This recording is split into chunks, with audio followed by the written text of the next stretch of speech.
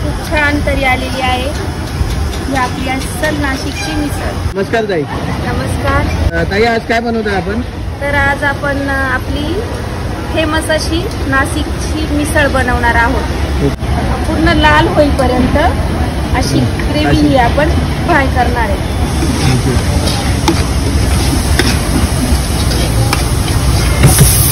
तर आता तयार झालेली आहे। तर त्याच्यामध्ये आपण सर्वप्रथम तेल टाकायचं आहे। तेल साठी ही केटली वापरतात? हो, म्हणजे आपलं तेल आपलं सांडणार नाही।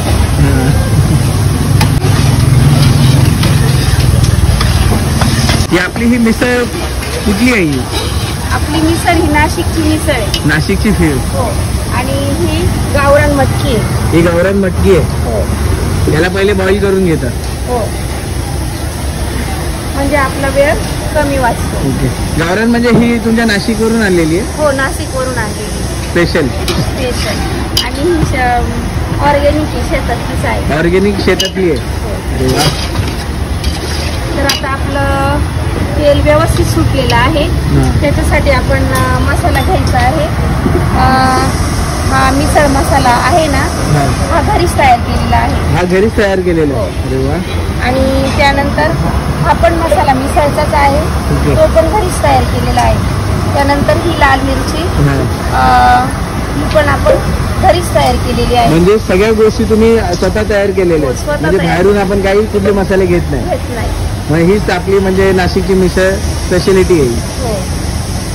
तर आता आपण मसाले, आता हा आपला मिसळ मसाला गेलाय? मिसळ मसाला घ्यायचा आहे, घरगुती मसाला। त्यानंतर आपण गरम मसाला आहे, हा गरम मसाला आहे। तर ही लाल मिरची, ही लाल मिरची पावडर। हो।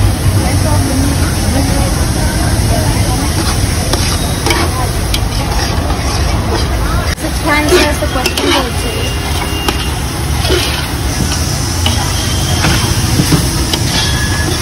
किती सुंदर वास येतोय आता। हो, सुंदर, एकदम खमंग। म्हणजे आपला मसाला फ्राय झालेला आहे।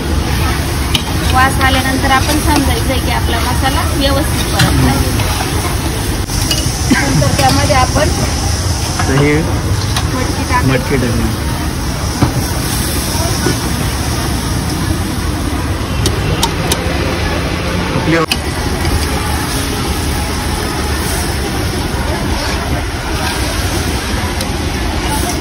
हे तयार झाले ताई? हो, तयार झालेले।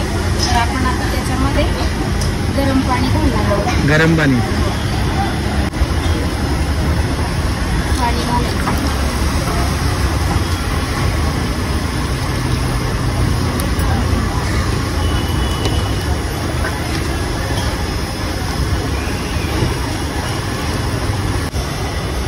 तर आता त्याच्यामध्ये मीठ घालायचं आहे।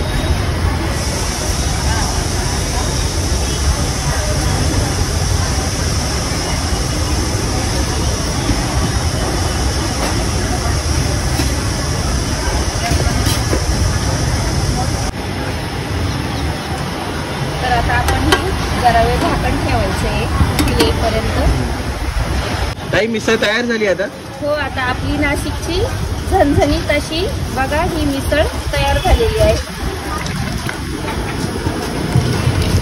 हे बघा, खूप छान तरी आलेली आहे ही आपली अस्सल नाशिकची मिसळ।